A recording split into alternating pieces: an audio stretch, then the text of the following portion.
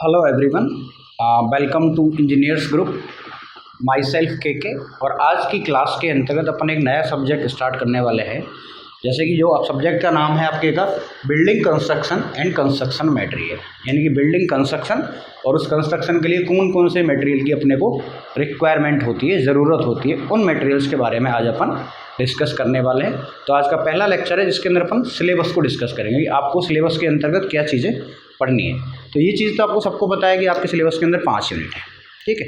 अब इन 5 यूनिट के अंतर्गत अपन क्या क्या टॉपिक पढ़ने वाले हैं, इनके बारे में आज अपन बात करेंगे। जैसे कि आपकी पहली ही यूनिट है, पहली यूनिट का नाम है आपका ओवरव्यू ऑफ बिल्डिंग कंपोनेंट्स, ठीक है। ओवरव्यू ऑफ बिल्डिंग कंपोनेंट्स, यानी कि जो भी बिल्डिंग के कंपोनेंट हैं। कंपोनेंट का मतलब क्या समझते हैं आप भाई? कोई एक बिल्डिंग बनी हुई है तो वो किस किस को मिला के बनी हुई होगी भाई? उसकी एक तो फाउंडेशन होगी, यानी कि ज़मीन के अंदर जो अपन बनाते हैं, ठीक है। एक उसके ऊपर की दीवारें होंगी, ठीक।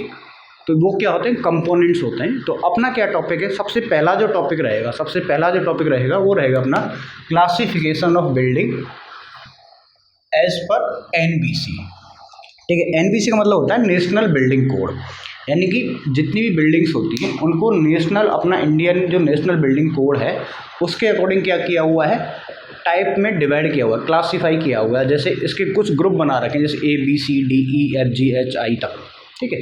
तो उन ग्रुप्स के अंदर जैसे कि कुछ बिल्डिंग होती है रेजिडेंशियल बिल्डिंग जिसमें अपन लोग रहते हैं, ठीक है। जैसे कुछ एजुकेशनल बिल्डिंग होती हैं, कुछ इंस्टीट्यूशन बिल्डिंग होती हैं, कोई जैसे इंडस्ट्री की बिल्डिंग हो गई, ठीक है। कोई ऐसी बिल्डिंग है जिसको अपन स्टोरेज के लिए काम कर रहे हैं, जैसे वेयर हाउस हो गया अपना। तो इस तरह से अपन इन सारे ग्रुप्स को अपन पढ़ेंगे। तो पहला जो अपन टॉपिक पढ़ने वाले हैं वो यही होगा, classification of building as per NBC, national building code ने बिल्डिंग को कौन कौन से टाइप में क्लासीफाई किया हुआ है, चाहे वो रेजिडेंशियल बिल्डिंग की बात करें, चाहे वो मर्सेंटाइल बिल्डिंग की बात करें, चाहे बिजनेस बिल्डिंग की बात करें, है ना। तो इसके बारे में बात करेंगे। फिर उसी के अकॉर्डिंग दूसरा क्लासिफिकेशन भी है, ठीक है। दूसरा क्लासिफिकेशन है एज पर द कंस्ट्रक्शन का टाइप, यानी आपने देखा होगा एक तो अपना क्या होता है लोड बियरिंग का मतलब क्या होता है?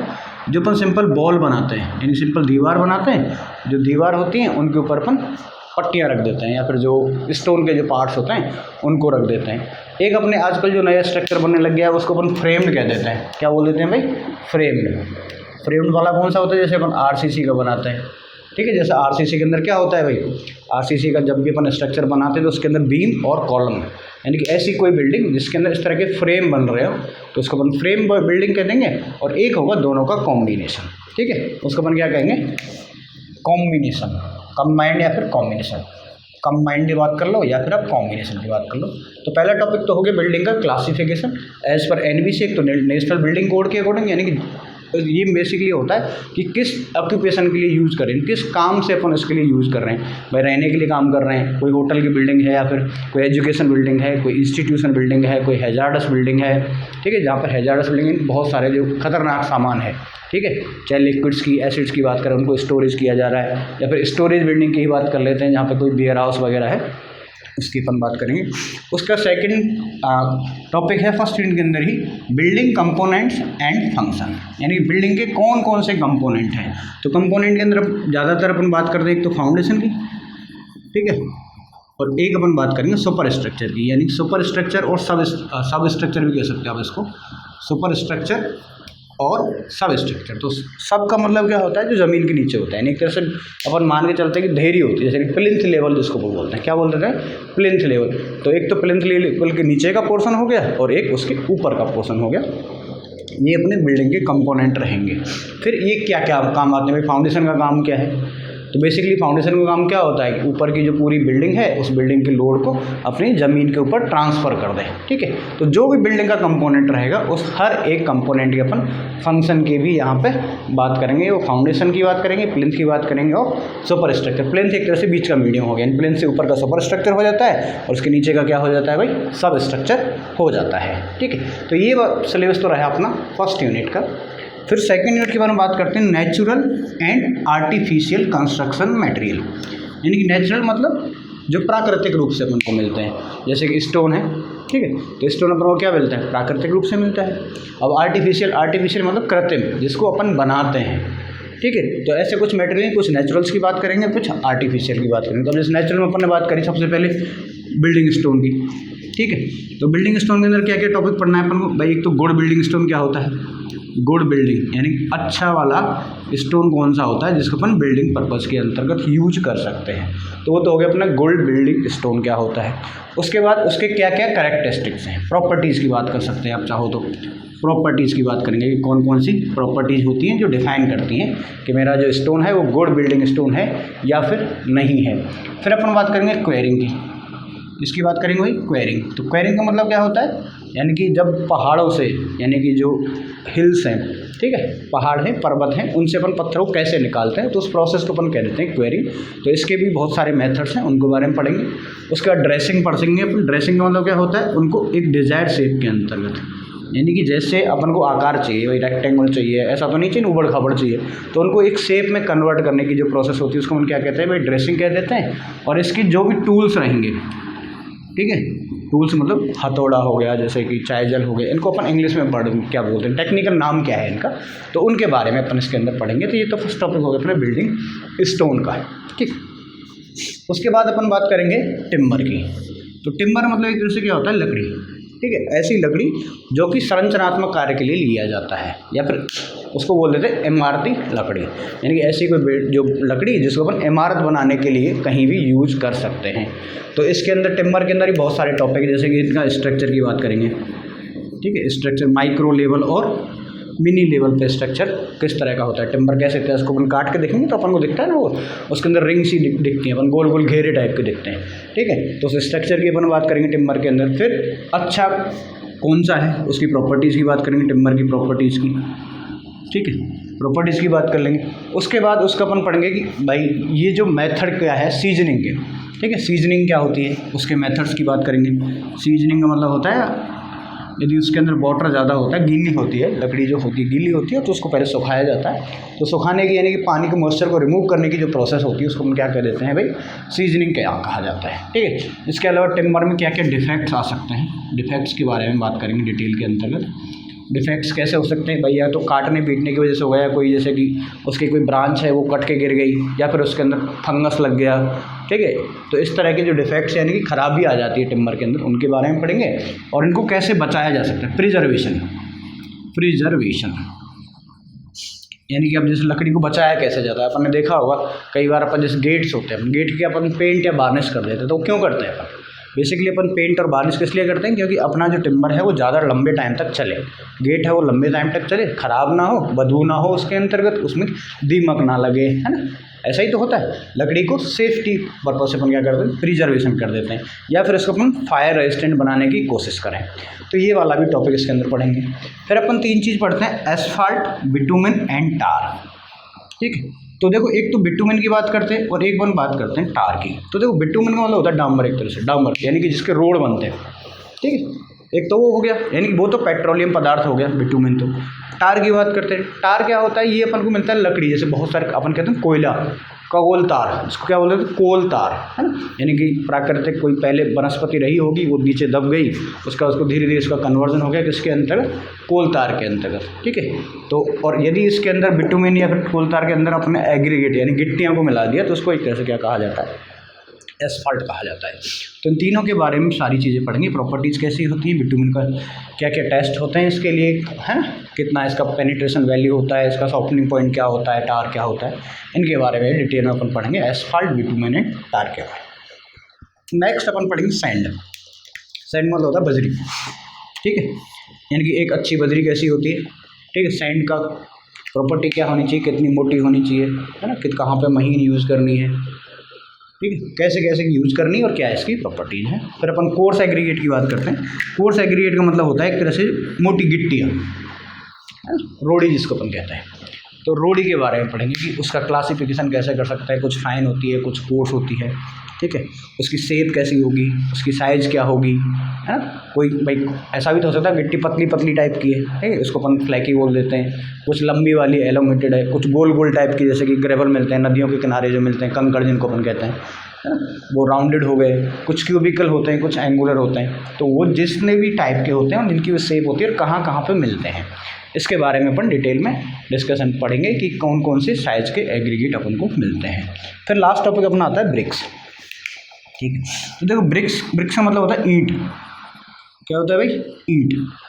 यानी कि अब ब्रिक्स को कैसे तो बनाया जाता है भाई, ब्रिक्स नेचुरली तो मिलता नहीं, ये क्या है, आर्टिफिशियल मटेरियल तो है। ब्रिक्स क्या है, आर्टिफिशियल, यानी जिसको अपन खुद बनाते हैं। आर्टिफिशियल मतलब कृत्रिम तरीके से, सीधी सीधी ईंटें तो मिलती नहीं है। तो अपन क्या करेंगे भाई, सबसे पहले तो कैसी मिट्टी होनी चाहिए, गुड बिल्ड, हाँ एक अच्छी अपन को ब्रिक बनानी है तो उसके लिए किस तरह की मिट्टी को यूज करना है, सबसे पहले तो यही आ गया, ठीक है। अब ब्रिक कौन कौन सी होती है, कन्वेंशनल मतलब होता है जो अपन यूज करते हैं नॉर्मली 9 इंच या 4.5 इंच या 4 इंच और 3 इंच की जो ब्रिक होती है उसको अपन क्या कह देते हैं भाई, कन्वेंशनल है, ठीक है। या फिर ट्रेडिशनल की बात कर लेते हैं जो पुराने टाइम से चली आ रही है। फिर आज के ज़माने में जो मॉड्यूलर ब्रिक है उसकी क्या साइज़ है, स्टैंडर्ड ब्रिक की क्या साइज़ है, ठीक है। कुछ स्पेशल टाइप की ब्रिक भी बनाई जाती हैं आजकल। स्पेशल टाइप की ब्रिक्स कैसे होती है, जैसे कि अब इसके अपन क्या बात करेंगे, एक तो साइज़ की बात कर लेंगे, ठीक है, मॉड्यूलर कौन सी है, ट्रेडिशनल कौन सी है, स्टैंडर्ड कौन सी है, वो सारी बातें हो जाएंगी। उसके बाद में ये डिसाइड करने के बाद में अपन पढ़ेंगे स्पेशल ब्रिक्स। स्पेशल ब्रिक्स में क्या सी आती है भाई, स्पेशियल ब्रिक्स। तो स्पेशल ब्रिक्स की जब बात करें, जैसे आजकल फ्लाई एश की ब्रिक्स बनने लग गई, क्या भाई, फ्लाई एश की ब्रिक बनने लग गई।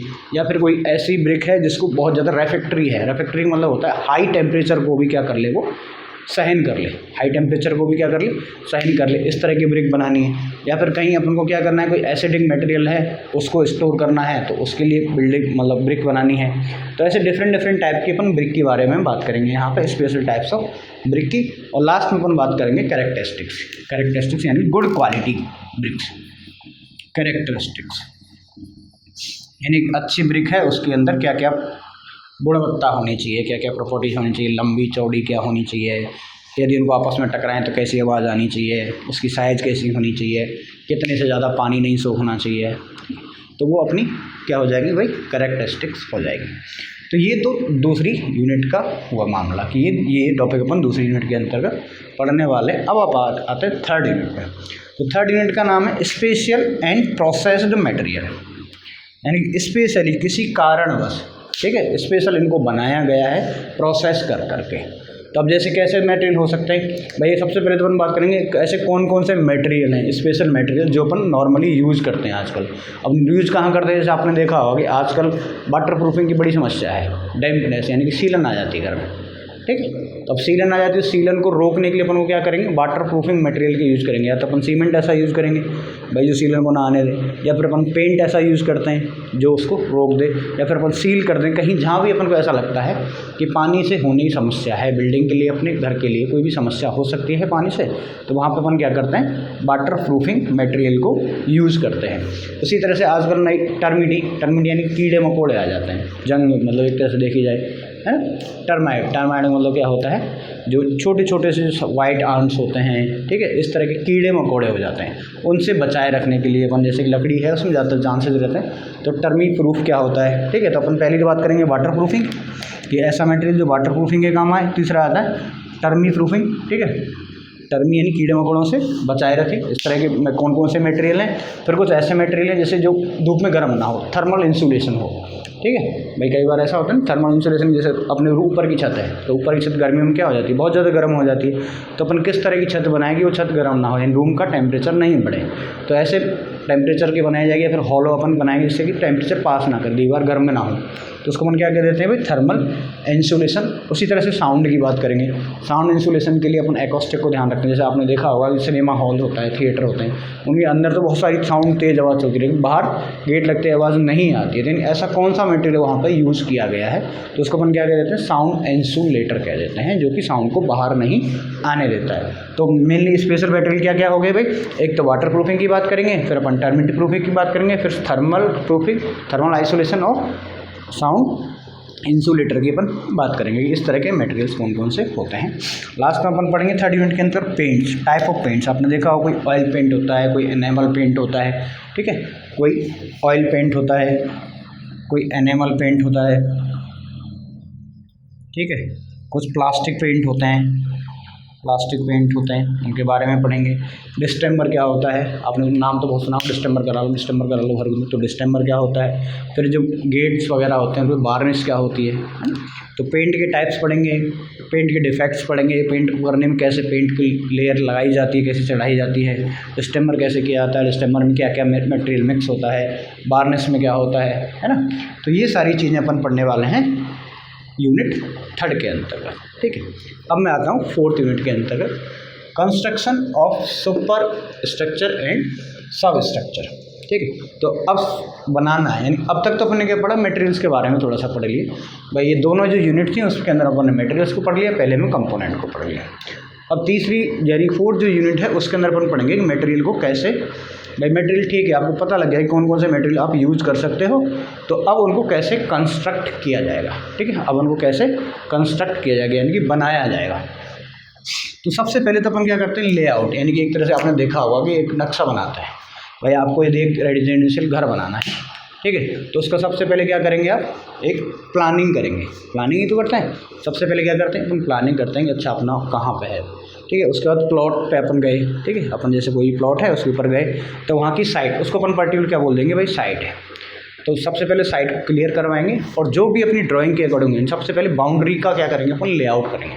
सबसे पहले लास्ट के जो पॉइंट है वो डिसाइड करेंगे भाई, लास्ट के पॉइंट कहाँ हैं भाई। ये मान लिया कोई बिल्डिंग है तो इसके सबसे पहले ये कॉर्नर्स अपन को देखने पड़ेंगे, इनको अपन, और जो भी अपनी ड्राइंग होगी अकॉर्डिंग अपन उसके रूम, जो भी किचन, जो भी अपनी ड्राइंग रहेगी उसके अकॉर्डिंग क्या कर देंगे, उसका लेआउट बनाएंगे भाई। नीचे अपन को खुदाई करवाने से कॉलम कहाँ लगाना है तो उस कॉलम की जगह तो फिक्स करेंगे पहले, तो उसको अपन क्या कह देते हैं, लेआउट करना कहते हैं। ठीक, अब लेआउट किसका हो सकता है, या तो लोड बियरिंग वॉल का हो सकता है, यानी कि दीवार ही बनानी है अपन को सिंपली, तो उसके लिए अपन क्या करते हैं, कुर्सी भर देते हैं, जैसे बोलते हैं ना उसको कुर्सी भरना। इन प्लिंथ लेवल तक अपन क्या करते हैं, उसके फाउंडेशन को बताते हैं, तो उसका अपन सबसे पहले लेआउट करेंगे। ठीक है, अब चाहे लेआउट अपन लोड बियरिंग स्ट्रक्चर हो, लोड बियरिंग मतलब इसके अंदर सारी जो दीवारें बनाई जाती है उनके लिए इससे फाउंडेशन बना देते हैं। फिर ऐसी वॉल होती है जिसके अंदर कहीं कॉलम और बीम हो, कहीं किसी ऐसी बिल्डिंग की बात करें जहाँ कॉलम और बीम्स होते हैं तो वहाँ पे अपन उनका लेआउट कर लेंगे। ठीक है, तो सबसे पहला प्रोसेस क्या होगा, लेआउट होगा, और इसके दो मेथड हैं। ठीक है, एक तो अपना होता है सेंटर लाइन मेथड और एक होता है अपना फेस लाइन मेथड। ठीक है, दोनों के बारे में डिस्कस करेंगे। एक तो अपन बात करेंगे लेआउट किससे, सेंटर लाइन मेथड, और एक अपन बात करेंगे फेस लाइन मेथड। ठीक है जी, फेस लाइन मेथड, इन दोनों मेथड के बारे में बात करेंगे और अपन को क्या क्या सावधानी रखनी है, प्रीकॉशंस के बारे में भी अपन पढ़ेंगे, यानी क्या क्या अपन लेआउट करते वक्त क्या क्या अपन को सावधानी रखनी चाहिए। ठीक है, तो ये तो अपन लेआउट के अंदर आ गया। फिर अपन बात करेंगे फाउंडेशन की। तो सबसे पहले तो फाउंडेशन के फंक्शन की बात करेंगे। सबसे पहले क्या बात करेंगे भाई, फंक्शन की, कि भाई ये क्या क्या फंक्शन है, क्या काम आती है अल्टीमेटली फाउंडेशन। उसके बाद अपन बात करेंगे टाइप ऑफ फाउंडेशन की, types of foundation, types of foundation की बात कर लेंगे। और टाइप्स ऑफ फाउंडेशन जैसे ब्रॉडली अपन दो पार्ट में डिवाइड कर देते हैं, एक तो कर देते हैं अपन सैलो और एक कर देते हैं डीप। सैलो मतलब क्या होता है भाई, कम गहरी है ना, और डीप का मतलब क्या होता है, गहरी। तो ऐसी फाउंडेशन जिसकी डेप्थ क्या हो, कम हो, तो उसको सैलो फाउंडेशन कह देते हैं। वो अपन डिटेल में पढ़ेंगे कितना होता है एग्जैक्टली, और डीप यानी कि जिसको गहरी हो, सिंपल सा इतने शब्द में याद रख लीजिएगा। फिर सैलो फाउंडेशन के अपन फर्दर टाइप पढ़ेंगे भाई, एक कॉलम के लिए बनाई है तो उसको आइसोलेटेड कह दिया, दो की बना दी तो कंबाइंड कह दिया, यदि सबकी एक साथ बना दी तो उसको मैट या राफ्ट फाउंडेशन कह देते हैं। इन सारे के बारे में पढ़ेंगे। अब डीप की बात करें तो उसके अंदर जैसे पाइल फाउंडेशन आएगा अपना, ठीक है, पाइल आएगा, कैसन आएगा, बेल फाउंडेशन आएगा। तो फिर अपन पढ़ लेंगे फाउंडेशन के टाइप्स। उसके बाद नेक्स्ट जो टॉपिक आएगा वो आ गया अपना स्टोन मैसोनरी। स्टोन मैसोनरी, तो स्टोन मैसोनरी से अपन क्या समझते हैं, स्टोन यानी कि पत्थर, मैसोनरी मतलब चिनाई, यानी कि पत्थर की चिनाई कैसे करते हैं, उसके कौन कौन से वे हो सकते हैं। आपने देखा होगा कई बार तो क्या करते हैं, जैसा पत्थर है उसको सीधा किधर ले आए और उसको रैंडमली चिनते गए। ठीक है, एक ऐसा होता है कई बार बन गया पत्थर को बिल्कुल, जैसे कि ब्रिक होती है, ब्रिक की मतलब क्या, फिक्स साइज होती है, फिक्स लंबाई चौड़ाई होती है, उस तरह से उसको लेयर फॉर्म में कन्वर्ट कर लिया, यानी कि उसकी ड्रेसिंग कर लिया।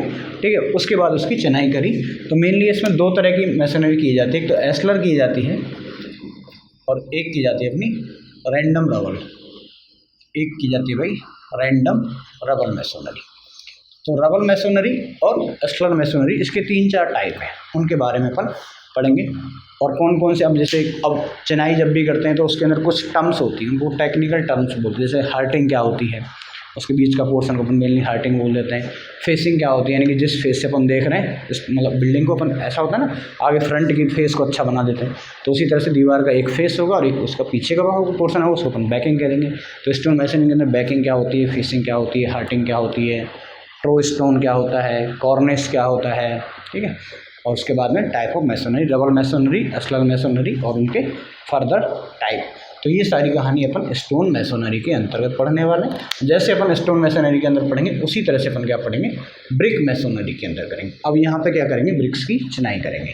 तो इसके लिए भी कौन कौन सी टर्म यूज़ की जाती है, जैसे कि हेडर क्या होता है भाई, उसको लंबाई के अकॉर्डिंग बिछाना है, चौड़ाई के अकॉर्डिंग स्ट्रेचर क्या होता है, ठीक है, नोजिंग क्या होती है, क्लोजर क्या होता है, कीनियन क्या होता है, ठीक है। ये बहुत सारे पोर्शन हैं जो अपन आगे बढ़ते जाएंगे।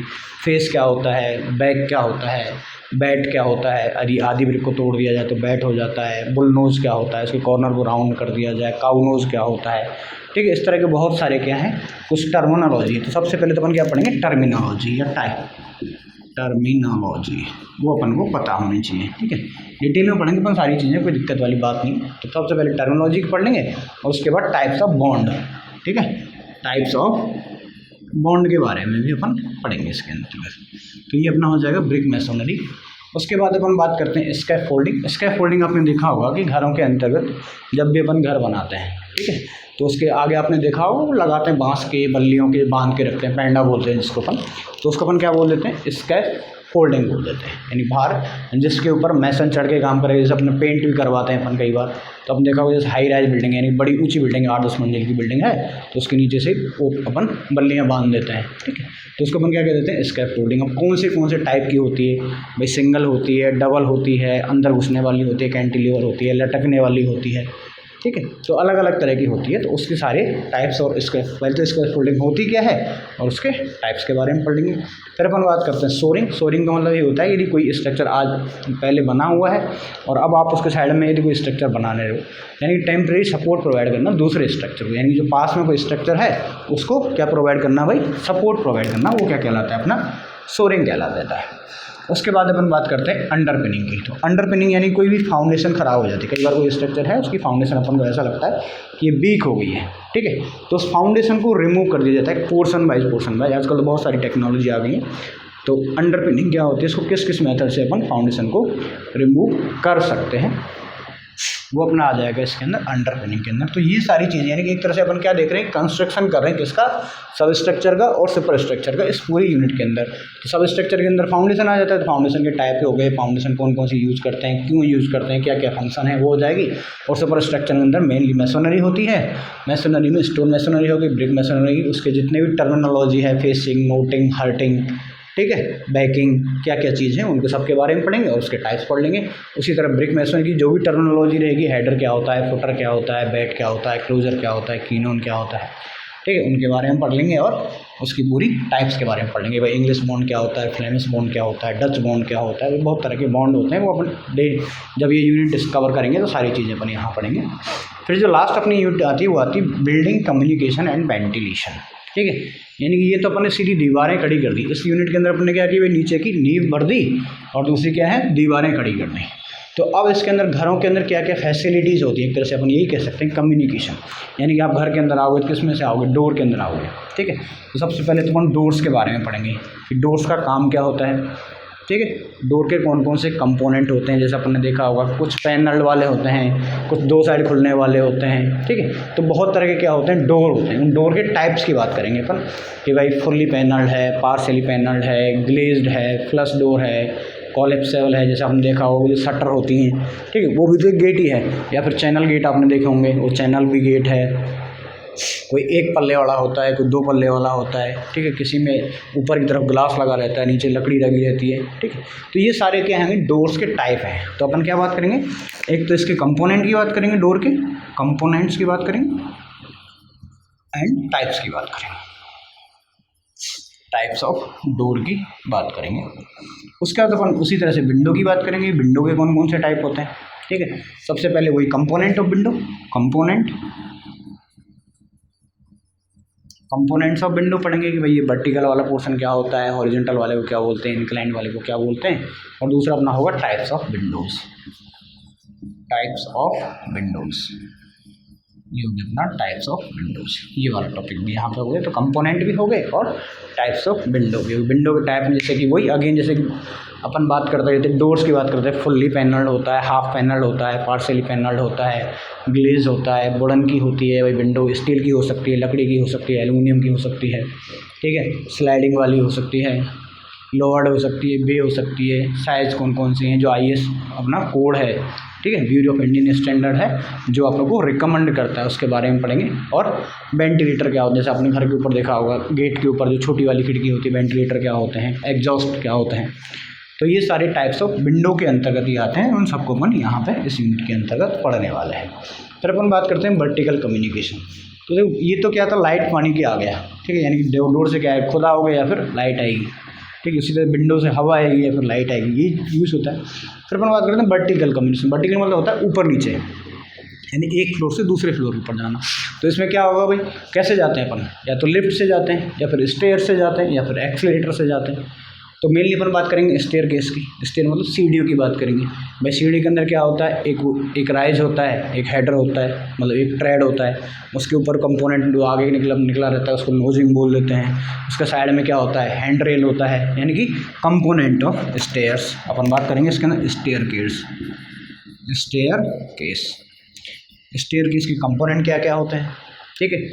और सबसे पहले तो वर्टिकल कम्युनिकेशन में क्या होता है भाई, एक तो स्टेयर केस हो गया, एक लिफ्ट हो गया, एक एलिवेटर हो गया, एक एक्सीलरेटर हो गया, ठीक है। अब कौन कौन सी टर्म यूज़ कर सकते हैं अपन इसके अंदर, स्टेप होता है, ट्रेड होता है, राइज होता है, नोजिंग होती है, सॉकेट होता है, वेस्ट होता है, ठीक है। ये बहुत सारी टर्मिनोलॉजी है। हैंड रेल क्या होता है, नेवल पोस्ट क्या होता है, उनके बारे में पढ़ लेंगे। यानी कि एक तो स्टेयर केस, लिफ्ट, ठीक है, एक्सीलरेटर हो गया, एलिवेटर हो गया, ये सारी चीज़ें अपन पढ़ने वाले हैं इसमें वर्टिकल कम्युनिकेशन के। एलिवेटर हो गया, उसके बाद टर्मिनोलॉजी पढ़ेंगे, वही again terminology of stair case, यानी स्टेयर केस के अंदर कौन कौन से कंपोनेंट होते हैं उनके बारे में पढ़ लेंगे। और उसके लास्ट में पढ़ लेंगे टाइप्स ऑफ स्टेयर केस, ठीक है। उसके बाद अपन लास्ट जो अपना आता है वो आता है वॉल फिनिशिंग। वॉल फिनिशिंग यानी कि दीवार की फिनिशिंग करनी है अल्टीमेटली। यानी वॉल फिनिशिंग कैसे करते हैं अपन भाई, प्लास्टर करवा देते हैं, यानी पहले अपन ने जो मैसोनरी करवाई है, चिनाई जो करवाती है, तो उसके बाद अपन क्या करते हैं, फिनिशिंग करवाते हैं उसकी, ठीक है। तो फिनिशिंग में अपन क्या करते हैं, प्लास्टरिंग भाई कैसे करवानी है उसके बारे में, टाइप्स ऑफ प्लास्टर की बात कर लेंगे। उसके बाद अपन पेंट करवाते हैं तो पेंटिंग की बात कर लेंगे। और पॉइंटिंग, यानी कई बार क्या होता है कि जैसे कि आपने देखा होगा कि ब्रिक्स वगैरह हैं, उनमें डिज़ाइन बनानी है तुमको, ठीक है। जैसे ये ब्रिक्स की चिनाई हो रखी है यहाँ पे, तो ये जो जहाँ पे भी जॉइंट होते हैं, उन जॉइंटों को क्या किया जाता है, थोड़ा सा सजावट के तौर पे बना दिया जाता है, उसको अपन कह देते हैं पॉइंटिंग। तो तीनों ही टॉपिक पढ़ने वाले हैं, प्लास्टरिंग, पॉइंटिंग एंड पेंटिंग। तो ये ओवरऑल आपका क्या है, कंप्लीट सिलेबस है अपने इस सब्जेक्ट का, building construction and construction material, ठीक है। तो आज की क्लास में सिर्फ इतना ही। आज अपने सिलेबस डिस्कस किया, कल से अपन स्टार्ट करेंगे फर्स्ट यूनिट, ठीक है। Thank you very much.